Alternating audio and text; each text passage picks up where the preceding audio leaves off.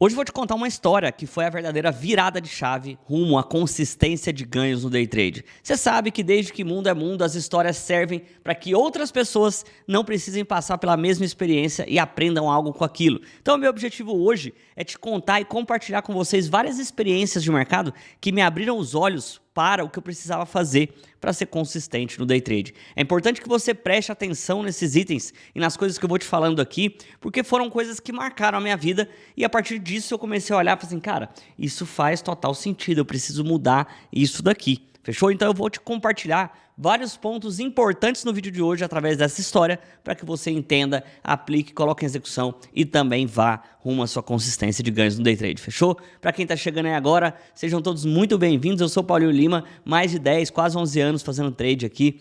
Fala, rapaziada! Vamos para mais um vídeo da nossa websérie 10 anos e 1. Se você está chegando aí agora, deixa o seu like, se inscreve nesse canal e vamos embora para o vídeo. A história que eu quero te contar no dia de hoje, ela tem vários fragmentos que não são só no mesmo dia, tá? Eu quis fazer uma adaptação disso para que fique fácil com que você entenda. E também entenda os dois lados, que seria o seguinte, pô, se eu fizer isso, eu alcanço a minha consistência. Se eu não fizer isso, a minha consistência vai ser mais difícil ou, quiçá, vai ficar bem mais longe, tá? Então, a primeira coisa que me chamou a atenção no mercado é o seguinte, eu tinha uma dúvida, que acho que é a dúvida de muitos ali no começo, que era o seguinte, lá atrás eu ficava pensando e falava assim, cara, será que é realmente possível ganhar dinheiro nesse mercado? Será que é realmente possível extrair valor nesse mercado? E essa dúvida foi facilmente respondida, porque alguns dias, semanas e meses operando, eu via que eu conseguia ganhar dinheiro, só que eu não conseguia manter aquele dinheiro comigo, certo? E aí eu fui atrás de buscar respostas, né? Por que eu não conseguia manter? Diferentemente do que eu achava naquela época, que era simplesmente que eu precisaria ter uma taxa de acerto alta para que eu acertasse bastante e para que, obviamente, os meus erros, que seriam os stops, não retirassem o meu dinheiro, eu cheguei à conclusão e ao entendimento que um trader bem-sucedido, um trader que consegue extrair valor, é um cara que ele consegue ganhar mais do que ele perde. Então, lá atrás, eu encontrei uma justificativa para mim, que funciona muito bem, e ela pode funcionar para você, que é a média de lucro versus média de prejuízo. Algumas pessoas vão chamar isso de sistema de 2 para 1, 1 para 1, 1,5 para 1, não importa, você tem que encontrar o seu. Eu, na maior parte das vezes, eu uso um sistema de 2 para 1, ou seja, o meu risco é R$1.000, eu estou disposto a, então, por esse risco, por colocar R$1.000 no risco, eu preciso com que o mercado me devolva 2.000, por aquela operação estar um risco de R$1.000. Obviamente, nem todas as operações que eu faço, elas levam 2 para 1. Tem operações que elas vão um pouco mais e tem operações que elas vão um pouco menos. O grande lance aqui não é você travar na condição, é 2 para 1. O grande lance aqui é você entender que um trader que ele ganha dinheiro, diferente do amador, que não consegue guardar aquilo ali, não consegue manter o dinheiro guardado, é um cara que ele fica sempre pela média. Média de quê, Paulinho? Média de lucro versus média de prejuízo, média de ganhos também, tá bom? Então é importante que você entenda que nenhum dos dois extremos é o ideal. Você, um cara que quer ser ou um cara que é bem-sucedido, ele fica sempre pela média. Por quê? A partir do momento que... Esse é o segundo ponto da nossa história aqui. A partir do momento que você trava pela média, você tira a pressão da cobrança que você precisa entregar resultados de um mercado que não depende de você. O segundo ponto da nossa história foi quando eu entendi toda a lógica que era necessária para conseguir ganhar dinheiro de maneira consistente, tá? Que eu não estava consistente ainda, mas justamente por isso não funcionava, não dava certo. Eu tentava executar os sistemas, mantinha um sistema que ele ganhava mais do que perdia, mas aí vem um segundo ponto. A minha cabeça, ela ficava... com cobrança demais, e eu sentia que eu não conseguia desempenhar porque eu queria performar. E aí vem o segundo ponto, que é, eu também precisava ficar pela média pela questão de lucros e prejuízos. Por quê? Porque se eu não ficasse pela média, cada dia negativo ou cada dia de stop seriam dias que eu ia me cobrar demais. E com essa cobrança demais, ou eu iria querer operar mais vezes, ou eu iria vir para o dia seguinte com a sensação da recompensa. Tipo assim, ó, ontem não deu, então hoje tem que vir. Hoje tem que vir. Não. E nada disso. não é que nada disso me atrapalhava, mas o simples fato de ter esse tipo de comportamento me impedia de executar o meu sistema com frequência e com habilidade de um profissional e ganhar dinheiro de forma consistente. Qual que é o grande lance aqui, então? O grande lance é você colocar metas e objetivos que você consegue mensurar em um curto espaço de tempo para um período maior. Calma, vamos lá. Digamos que você separe ali uma grana para fazer as suas primeiras operações. Se o seu resultado ficar afixado em cima de ganhos e prejuízos diários, a sua cobrança vai aumentar demais. A sua cobrança vai ficar num nível tão pesado que você muito provavelmente não vai conseguir desempenhar isso de uma forma muito boa. Então, qual que é o ideal aqui? O ideal é você jogar para um período maior. Eu falei um vídeo exatamente isso. Se você fosse começar no day trade na segunda-feira que vem e abrir a sua empresa, que seria a empresa EuTrader, você vai designar um capital para ela, você vai colocar a quantidade de operações que ela vai fazer e você vai colocar a quantidade de alavancagem. De uma maneira simples e simplificada, para que você entenda.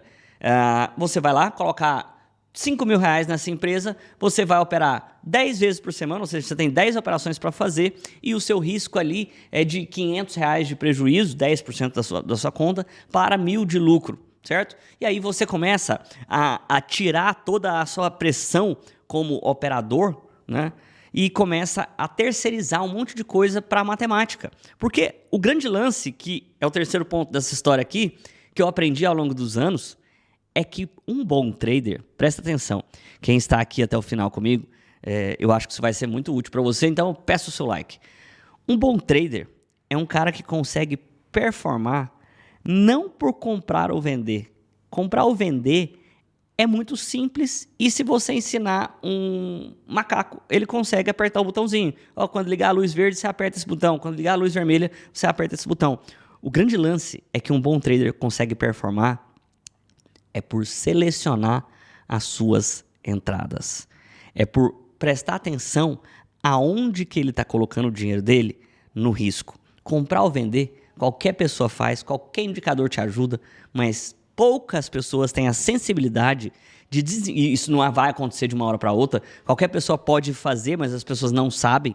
Então, através dessa história que eu estou querendo te passar, que é o quê?